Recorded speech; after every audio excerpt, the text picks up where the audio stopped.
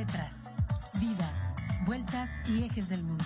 Es una ojeada plural al mundo y también un espacio en el que el auditorio y los conductores pueden reconocer varios ángulos de análisis.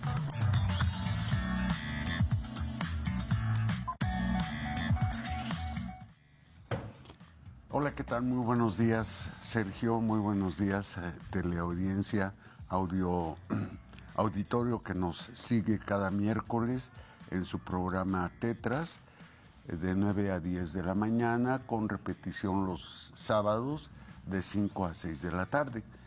Y como ustedes, los que nos siguen, se habrán dado cuenta, estamos trabajando simultáneamente en dos equipos. Un equipo como el que tienen hoy enfrente ustedes, es decir, el maestro Sergio Becerril y un servidor. Estamos tratando de identificar las características y condiciones generales de nuestra sociedad, y el otro equipo, que está integrado por la maestra Rosalba Pichardo y el maestro Ángel Valderas, está más bien dándole seguimiento específicamente al desarrollo político de nuestro país en vínculo con lo que acontece en nuestro continente y en nuestro sistema socioeconómico mundial. Entonces, ahora iniciamos con ustedes y vamos a presentarles una perspectiva que ya habíamos iniciado en otra ocasión, hace justamente 3 programas. Comenzamos a hablar de los modos de producción y continuamos sin llamarles propiamente modos de producción, pero continuamos con el análisis de esta condición, que para comenzar de alguna forma a hacer el planteamiento apropiado, tendríamos que decir que los modos de producción son formas de ser, formas de estar la sociedad en el mundo, y que obviamente se van transformando, se van modificando con las modificaciones, las transformaciones de la propia sociedad. Por ejemplo, yo conocí a Sergio Becerril cuando era un niño y apenas comenzaba a hablar, y tenía ciertas inquietudes, ciertas búsquedas, ciertas formas de comportamiento, pero después lo volví a ver cuando era adolescente y había cambiado de muchas maneras su forma de presentarse. Ya no balbuceaba como cuando era niño, ya tenía más firmeza en su manera de hablar, sus reflexiones, sus pensamientos todavía se veían de un adolescente, pero ya muy diferente a lo que había manifestado cuando niño. Después lo conocí ya como un joven universitario y era muy, muy diferente. Ahora es un profesionista, es un colega que va continuamente atendiendo problemas de la sociedad, y es otra forma, es otra persona, tiene otras maneras de presentarse. Así, cuando revisamos la biografía de un individuo, como ahora estoy señalando a mi amigo Sergio Becerril, y veo diferencias, también podríamos estar hablando de diferencias en los comportamientos y el pensamiento de una sociedad. Y esas diferencias es a lo que le podríamos llamar modos de producción. A ver, Gonzalo Guajardo,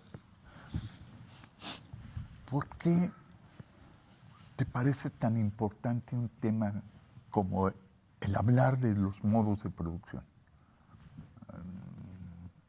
Reconozco la importancia de la historia y reconozco los cambios y las transformaciones que sufrimos socialmente gracias a la práctica, a la praxis, dirían los filósofos.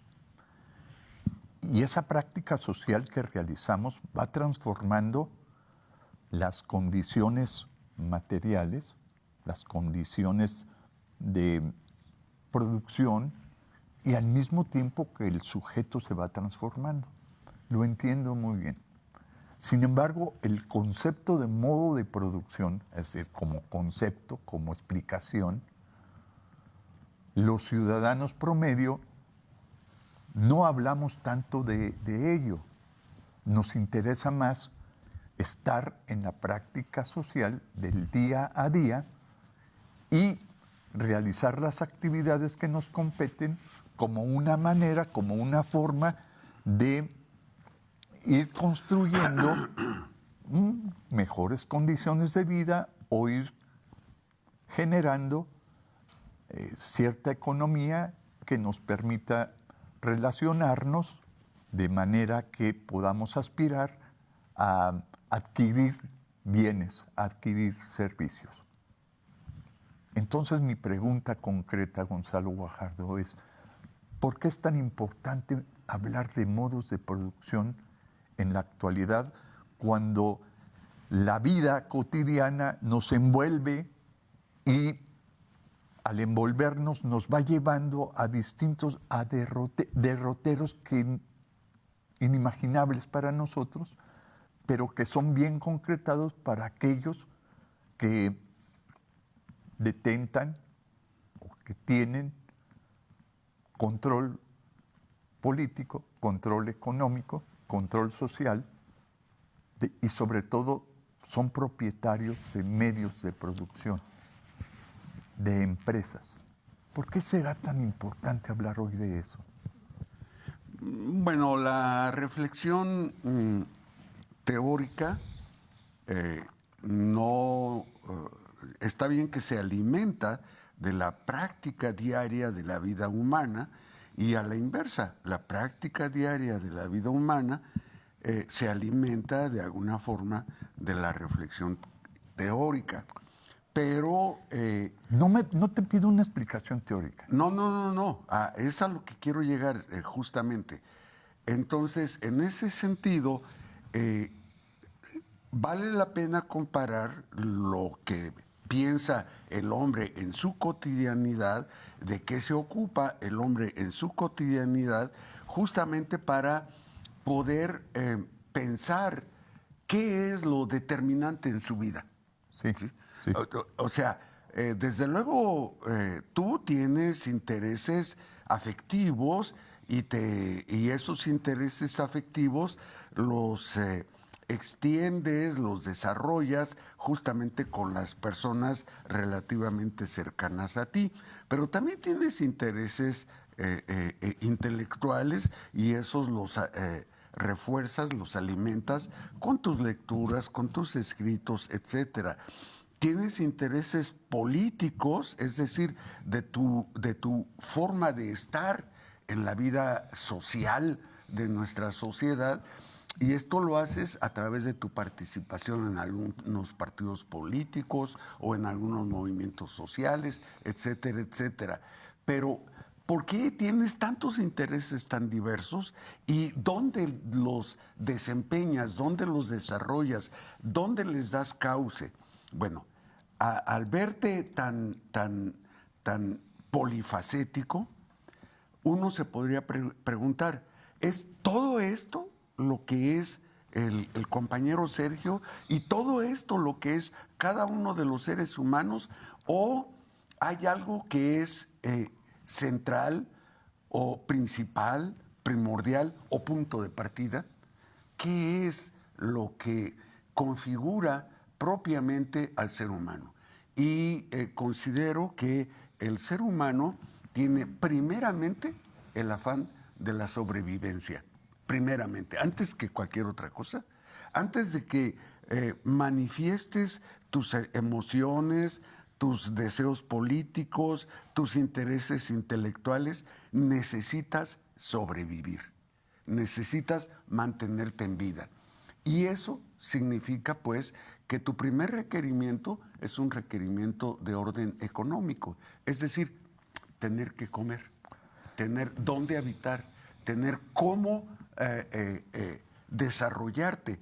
Y justamente cuando hablamos de modo de producción, de lo que se está hablando es de un estilo o de una serie de prácticas que te posibilitan ser productivo. ¿Y qué es lo primero que produces? Tu alimento. Sí. Eso es lo primero. Y en ese sentido, pues, tu estructura se inclina, aunque no lo hagas de manera consciente, pero se inclina primeramente, como punto de partida, lo dije hace rato, en la producción. Sí, en aquello que Gonzalo, puedes. pero yo lo que te quiero sacar es, vamos a tratar nuevamente este tema de modo de producción, pero me parece, sí, de suma importancia distinguir el concepto modo de producción del fenómeno social que genera y que históricamente se recupera el concepto como forma de explicación y el fenómeno como forma de vida. Y en estos momentos lo que te estoy diciendo es que parece poco importante el modo de producción como concepto porque estamos metidos en una dinámica de la sociedad en donde el consumo, en donde la productividad, en donde, no sé, en las formas diversas de relación social y de sobrevivencia son mucho más importantes que la explicación como concepto, modo de producción. Y eso se lo dejaremos a los filósofos, se lo dejaremos a los economistas, se lo dejaremos a los historiadores que expliquen ese modo de producción en donde nos encontramos en este momento. Yo por lo pronto observo en las relaciones sociales, observo en la forma en la que estamos organizados, observo en la manera en la que producimos, observo una enorme complejidad de relaciones. Hace 2 semanas estuvimos discutiendo aquí y tratando de aclararnos un poco qué es eso de los imaginarios tecnológicos. Realidades que parecieran no existir para muchos y que para otros son el pan diario de cada día. Uh-huh. Diario de cada día. Así es. Así es. Efectivamente, como seres humanos, estamos bombardeados por una serie de estímulos procedentes de diversos lugares y nuestra vida cotidiana, la de cada día, ¿sí? Nuestra vida cotidiana, justamente intenta ser una respuesta o una reacción frente a todos esos estímulos. Y es correcto, porque no podemos, por atender solo un asunto, desatender todo lo demás. O sea, todo, como digo, nos está bombardeando, nos está exigiendo respuestas y por eso tenemos que atender a todo eso, todo ese universo que nos rodea. Pero justamente la actividad intelectual tiene que, como una de sus exigencias, poder discernir qué es lo que compete primeramente abordar o qué es lo que está, a final de cuentas, sobredeterminando ciertos fenómenos, etcétera. Y en ese sentido es la pregunta que podría tener un cierto sentido academicista de qué es lo primero a que se ve impulsado el ser humano. Antes que cualquier otra cosa, se ve impulsado a sobrevivir. Si no tiene vida, si no puede sobrevivir, entonces todos los demás intereses quedan sobrando, o mejor dicho, no tienen posibilidad de realizarse. Lo primero es que sobrevivas y la sobrevivencia se da a través de la producción. No hay otra forma. O sea, la estructura económica de tu vida es la estructura primera, no la más importante, sino la primera. Y de ella dependen todas las demás estructuras de tu sociedad. Sí. Entonces, a los 8 años comencé a producir gelatinas y las vendía. Y hoy soy una gran empresaria. Eso habla de mi capacidad de producir y de relacionarme no solo para sobrevivir, sino para darme el gusto de tener lujos y una mansión de 15 millones de pesos. O sea, discúlpame que meta esto, pero lo estoy metiendo porque tú me estás colocando en una situación en donde pareciera ser que la supervivencia en el momento de desarrollo en el que nos encontramos es menor, es una situación menor, porque hay otro tipo de aspiraciones y otras formas de relación que me pueden dar no solo la capacidad de sobrevivencia, sino me pueden dar otras condiciones de vida que me permite el producir gelatinas, que me produce el establecer buenas relaciones sociales. No sé por qué asumes o supones que el aspirar en primer lugar a resolver problemas económicos, como punto de partida, nuevamente lo digo, ya está quedando atrás. Es que tú todos los días necesitas resolver tu vitalidad. O sea, el estar vivo, el estar actuante en el mundo, lo necesitas resolver todos los días. No es solamente una una etapa del pasado, no. Es que todos los días necesitas estar despertando y tomar conciencia de que estás despierto, de que sigues en la vida y que tienes que sostenerla, mantenerla. Entonces, podrías hoy seguir vendiendo gelatinas si ese es tu punto de partida para sobrevivir, que yo creo que no, pero bueno, es nada más un dato que se toma a partir de ciertas relaciones políticas en que estamos ahora metidos los mexicanos, justamente porque se aproxima la etapa electoral y alguien de los personeros aspirantes a un cargo en el país, pues se muestra como si fuese una persona que nació en medio de la pobreza, pero que gracias a sus esfuerzos ha podido llegar hasta donde está con esa mansión de 350 millones de pesos. Pero ese es nada más por otro motivo, por los motivos de que estamos en una condición política específica.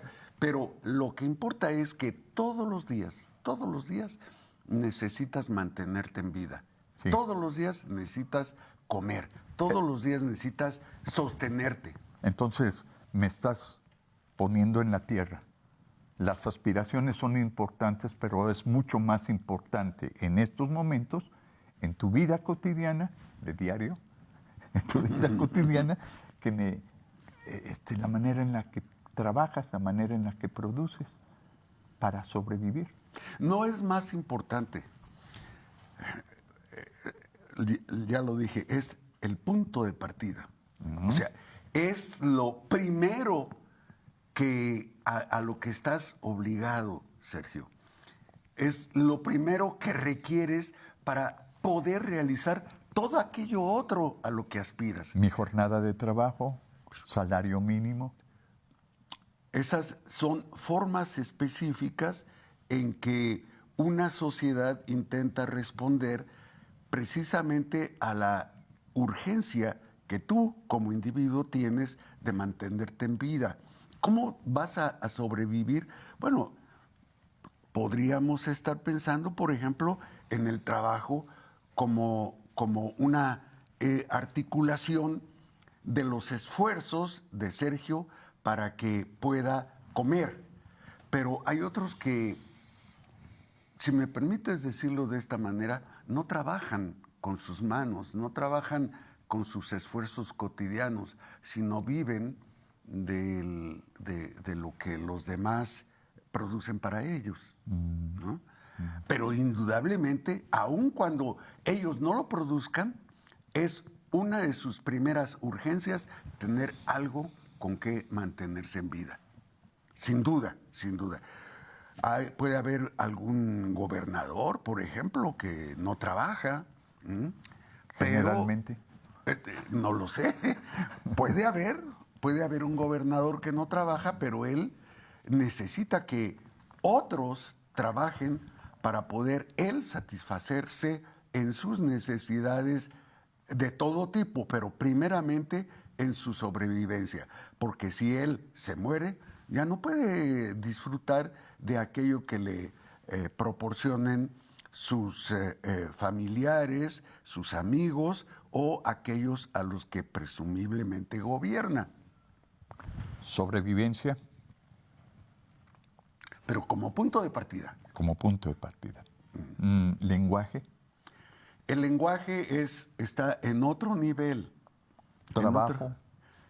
El trabajo es uno de los recursos fundamentales de que nos valemos para lograr satisfacer nuestras necesidades y por lo tanto mantenernos en vida, el trabajo. Pero es una de las formas. Producción. Producción, eso es el resultado de tu trabajo. El resultado de tu trabajo. Orden, organización. Ese es el acuerdo social. Las relaciones sociales. Relaciones sociales es tus vínculos con todos los demás. Pero no estamos pues haciendo este ejercicio acumulación como de si dinero. Fuera un ejercicio de uso de vocabulario, sino para entender cómo se configura el ser humano, por qué hace lo que hace.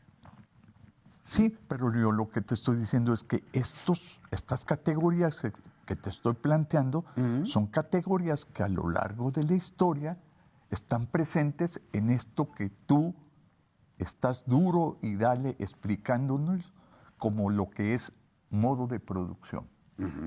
Concepto, pero fundamentalmente modo de producción, fenómeno. Claro, es tu práctica diaria, ¿sí?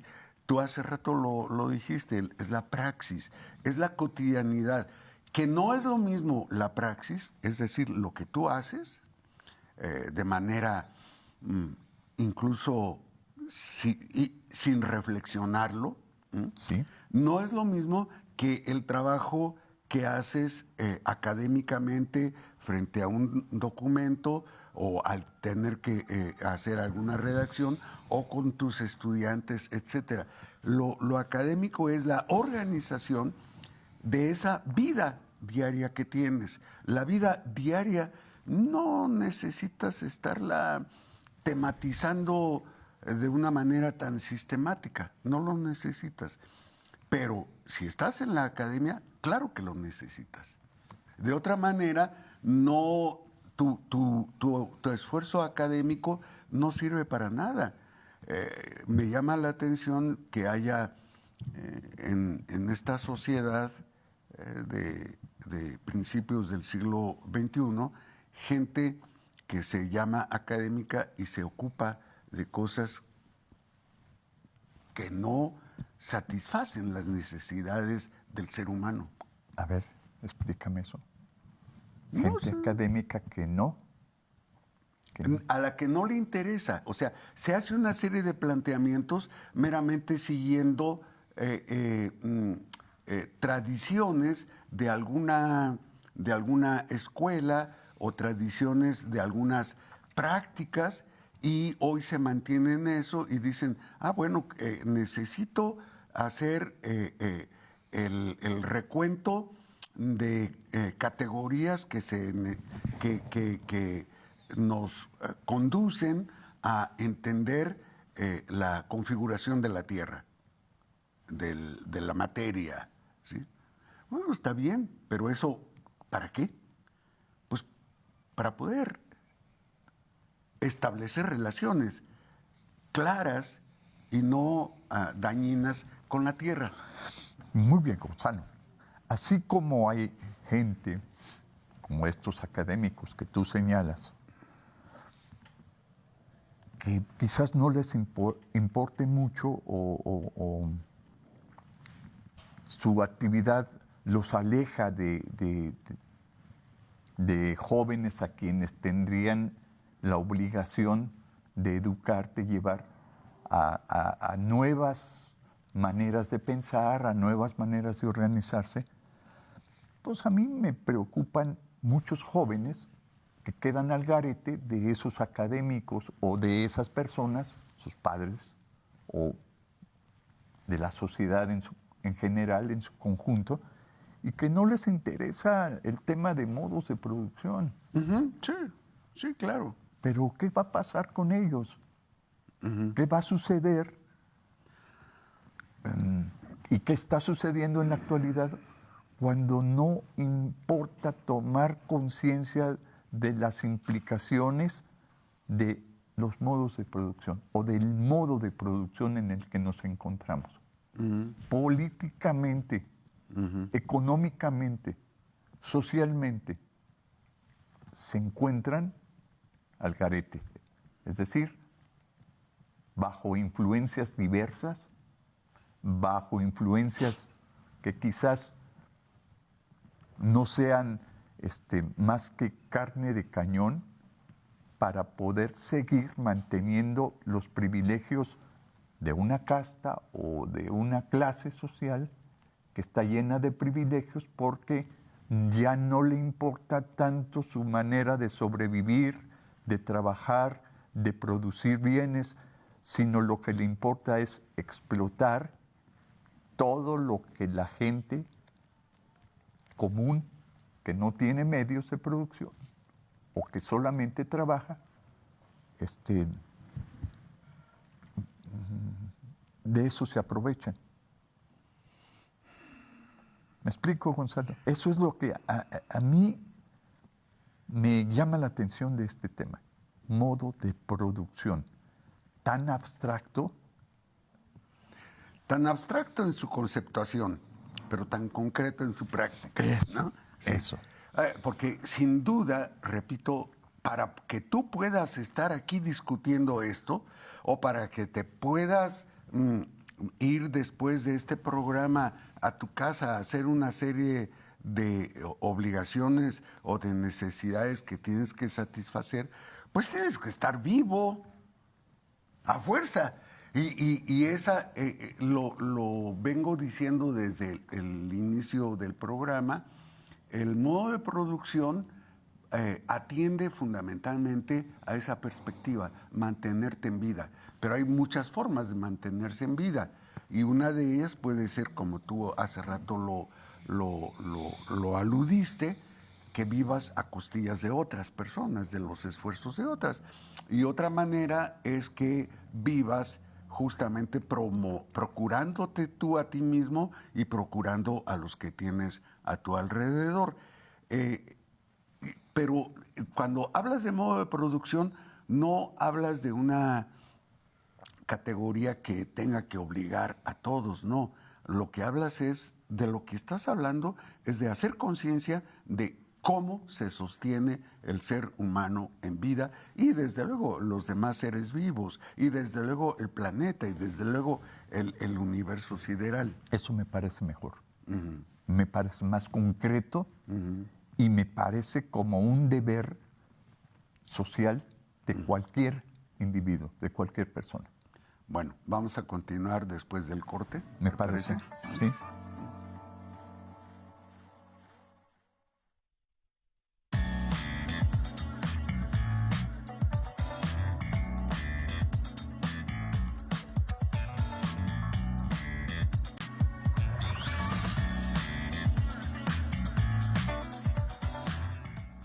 Bien, regresamos, Gonzalo. Entonces estamos en esto del modo de producción. Y como tú has insistido permanentemente sobre el tratamiento de este tema, me interesa mucho, Gonzalo, poder aclararnos un poco ¿Por qué es tan importante hablar de este tema?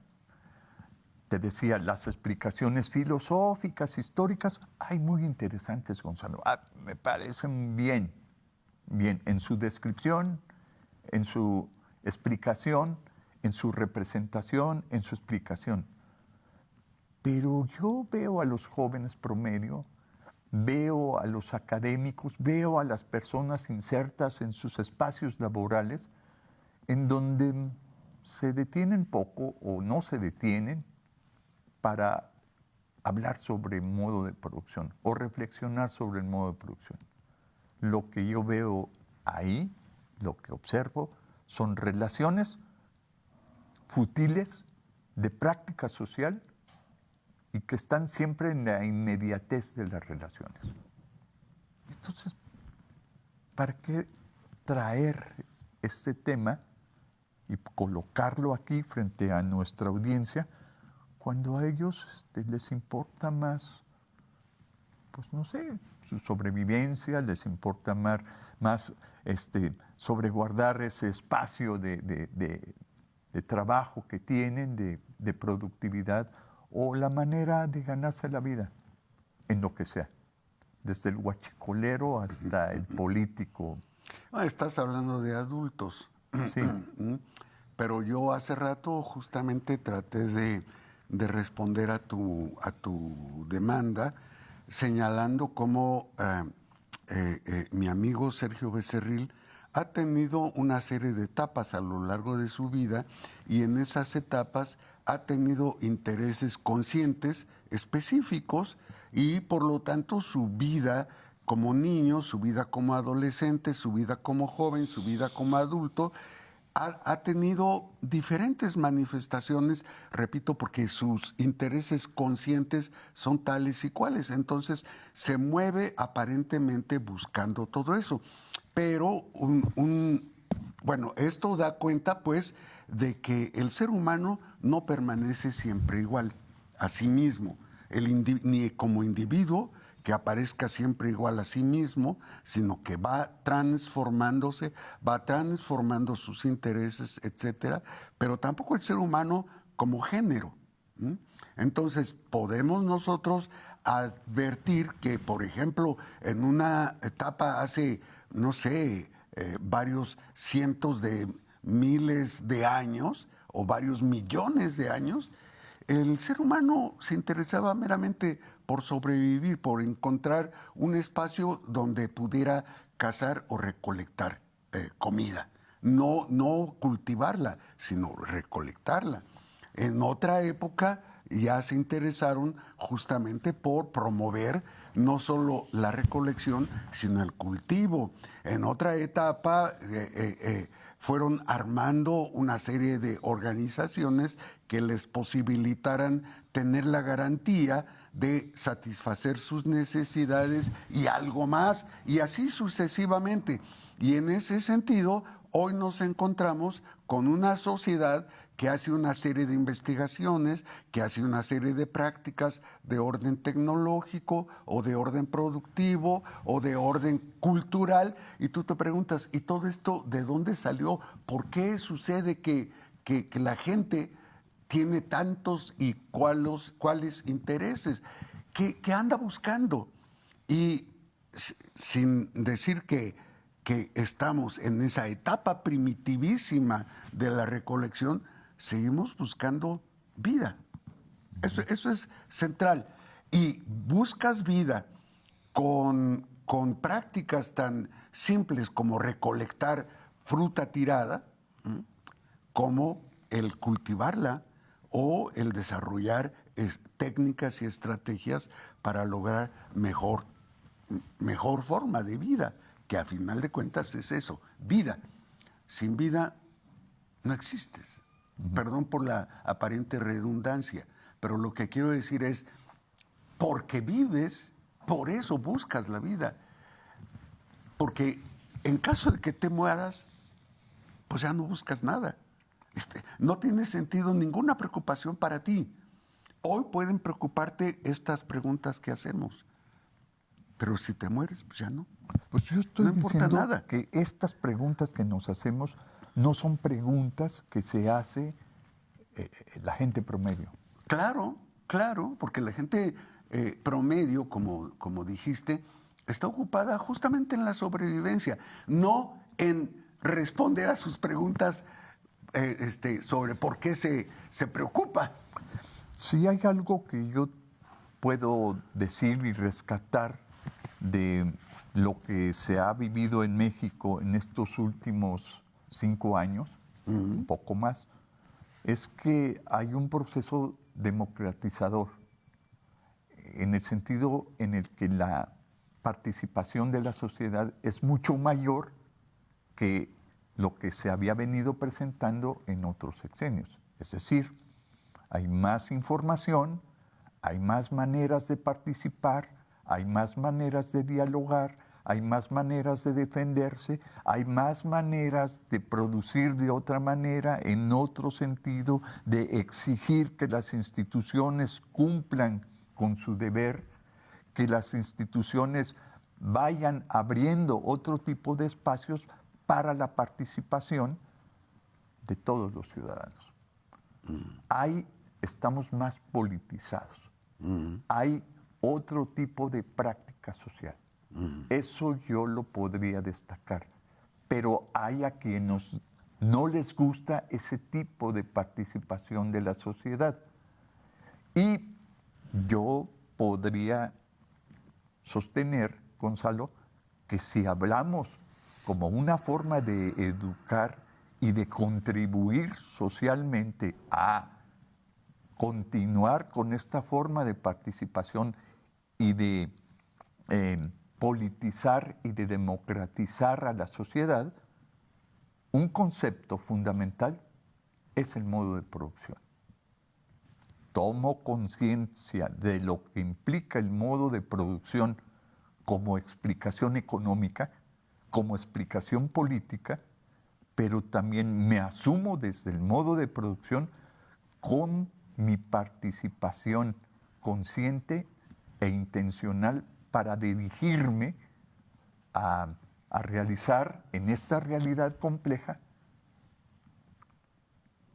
una participación que me refleje mi condición de ciudadano y que me permita continuar participando y contribuir al desarrollo del país. ¿Cómo la ves? ¿Será posible eso? Sí, yo creo que sí es no solo posible, sino deseable, ¿no? El punto nada más que yo me atrevería aquí ahora a tal vez a acotar es que no es deseable que todos los seres humanos, al menos todos los mexicanos, al menos todos los queretanos, nos movamos de la misma manera, ni esperemos lo mismo, pero sí es deseable que todos legitimemos nuestros deseos o nuestras expectativas a partir de un conocimiento real de nuestra sociedad. Y me parece que Tetras, entre otras cosas, este programa tiene como propósito justamente promover una serie de reflexiones, una serie de conocimientos para toda la audiencia y aún para los que no forman parte cotidiana de nuestra audiencia, de manera que estas preguntas que nos hacemos, que podemos considerar como preguntas básicas, porque son preguntas que nos posibilitan no solo entender nuestro mundo, no solo entender nuestro país, no solo entender nuestro Estado, sino participar en la construcción de nuestro mundo, de nuestro país y de nuestro Estado, lo hagamos de manera consciente y con propósitos muy, muy concretos, muy claros, ¿no? Porque sin duda, cuando tú, por ejemplo, te subes a un autobús, si es que hay autobuses ahorita a disposición, cuando te subes a un autobús lo haces para dirigirte a un lugar. Entonces, lo que tú tienes en mente al tomar ese autobús es llegar a tal lugar, porque tienes planes de hacer algo en tal lugar, pero es muy probable que por estar interesado en llegar a tal lugar y resolver eso que te has propuesto, no te des cuenta del camino que estás llevando. Sí. No sepas qué estás haciendo ahí. Sí. Y entonces te sientas más bien atribulado porque no llegas a la hora que esperabas o porque te subes y te cobran más por la tarifa o porque ya no hay lugar o cosas así. Te estás preocupando por una serie de datos, pero no te percatas de que esto va configurando tu vida diaria y que por lo tanto hoy el Sergio Becerril del siglo XXI no es igual al Sergio Becerril del siglo XX y que hoy tienes otras necesidades, pero también tienes otras posibilidades de actuar. Si no nos hacemos cargo de que justamente estamos en situaciones diferentes, no sabemos cuáles son los requerimientos con los que hoy nos estamos encontrando. Buenos ejemplos. Me parece bien que tú digas que que cada uno de nosotros tenemos un lugar hacia donde ir. Y yo lo que percibo... Puede tener. Puede tener. Sí, sí. Bueno, la cuestión está en que yo digo que sí puede tener, pero no tiene un lugar a donde ir. Es decir, estamos solamente insertos en una organización social explicada como modo de producción, pero solamente lo actuamos y lo hacemos como una continuidad rutinaria y no lo hacemos intencionalmente para producir un efecto social, que a final de cuentas todo lo que hacemos produce un efecto. Y yo lo que percibo en la actualidad es apatía, poco interés en cambiar, en transformar nuestra organización social. Y el modo de producción sigue sin saber a quiénes beneficia y sin saber hacia dónde nos va a llevar. Ese es el problema. Y cuando tú insistes en que hablemos de modo de producción, Gonzalo, es porque considero que en tu condición de académico y de filósofo tienes la responsabilidad histórica, la responsabilidad social de educar, de llevar a tomas de conciencia para que realmente sepamos qué hacer en esta práctica social, hacia dónde dirigirnos y qué efectos producir para que el modo de producción sea mayor benéfico para la sociedad en su conjunto. Esa sería mi interpretación. Una posibilidad histórica que tenemos los académicos para ello. Sin embargo, hay académicos que se dejan llevar por memes. Sin embargo, hay personas adultas que no les interesa ni el meme o solamente les interesa ver si les dan por ahí una paga para ir a un mitin o para, no sé, aplaudir a alguien. Y de esa manera sacaron su día y con eso se conforman. O el maestro que está esperando que llegue su quincena para seguir ostentando el estatus de maestro, de docente, sin saber la responsabilidad histórica que tienen para poder reflexionar sobre este modo de producción y todas sus repercusiones sociales. Todo lo que tú haces, Sergio, y se lo digo a Sergio, pero en estos momentos tomando a Sergio como representante de toda la humanidad, ¿no? Te lo digo, mi hijo, para que lo entiendas, mi nuera. Sí, exactamente. Todo lo que tú haces o todo lo que hace la humanidad tiene necesariamente efectos, necesariamente. ¿Sí? Pero la gente con mucha frecuencia, con más frecuencia de la que pensamos, no se percata de los efectos. Se percata de la inmediatez de lo que hace en cuanto que le exige esfuerzos o en cuanto que le exige tener recursos para realizar esos esfuerzos o en cuanto que después de esos esfuerzos se va a tener que ir a descansar o algo así.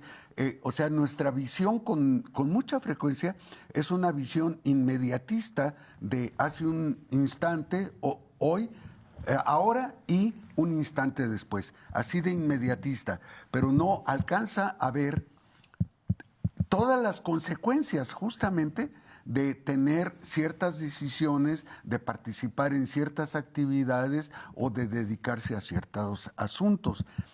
Y justamente hacer esto, este ejercicio de reflexionar cómo es la vida del ser humano, posibilita no solo entender al propio ser humano, sino saber redirigirnos, reorganizar nuestra cotidianidad, nuestra vida de todos los días, pero también tener una especie de proyecto, es decir, de línea a dónde llegar y para qué quiero llegar a eso, ¿sí? No es que esté aquí como que nací por accidente, estoy aquí por accidente y voy a morir por accidente. No así, sino de alguna forma ser, como dirían hace algunos años, dueños de nuestro propio destino, ¿no? Sí. Está bien, lo celebro. Sin embargo, me sigue pareciendo explicación académica, explicación filosófica. Sí, y sí. Si así, si doy esta imagen o si damos esta imagen, pues no hay problema. Pues mira, como si voy a una fábrica y pregunto por qué están fabricando estos materiales y me dan una explicación técnica. Y yo digo, no, pero ¿y esto para la vida del ser humano qué? ¿Esto para la organización de nuestra sociedad en qué importa? No, ellos me piden una explicación, me dan una explicación técnica y yo la tomo o no la tomo.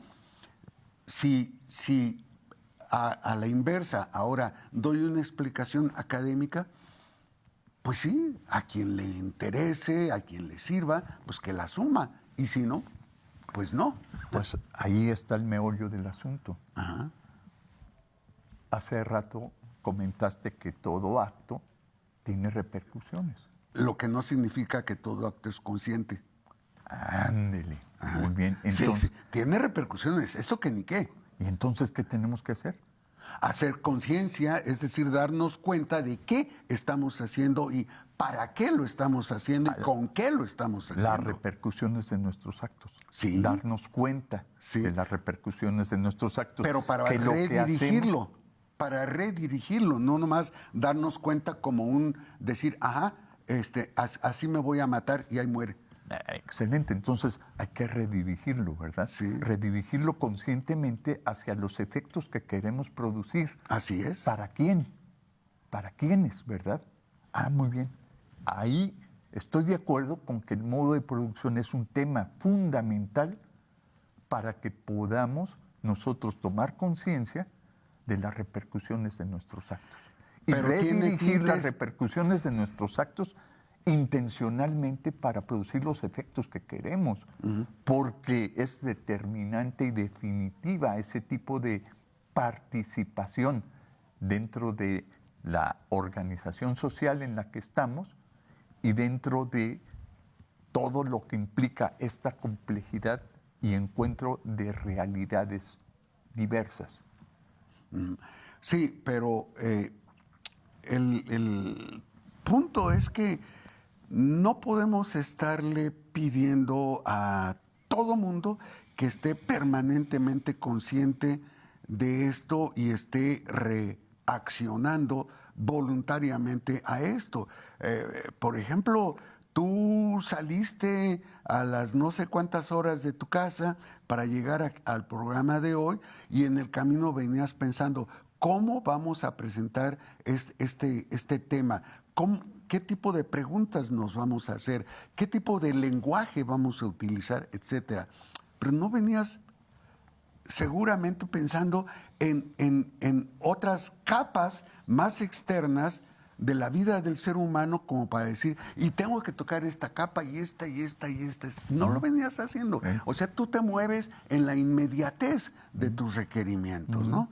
Y por eso vale la pena recurrir o estar volviendo insistentemente a hacer estos planteamientos, buscar otras formas de tomar conciencia de que así nos encontramos y de que necesitamos transformar nuestra sociedad. Pues tenemos que irnos, Gonzalo. Qué lástima. Pero amenazamos con regresar, ¿no? Claro, claro, claro. Y los invitamos dentro de 8 días a Tetras, pero con nuestros compañeros Rosalba Pichardo y Ángel Valderas. Hasta la próxima. Que estén Pasen muy buen bien. día. Esto fue Tetras, vidas, vueltas y ejes del mundo. Programa que se asoma a la vida humana en sus diferentes expresiones, queretana, nacional o mundial. Una producción de TV UAC y XHUAQ Radio Universidad. Gracias por acompañarnos.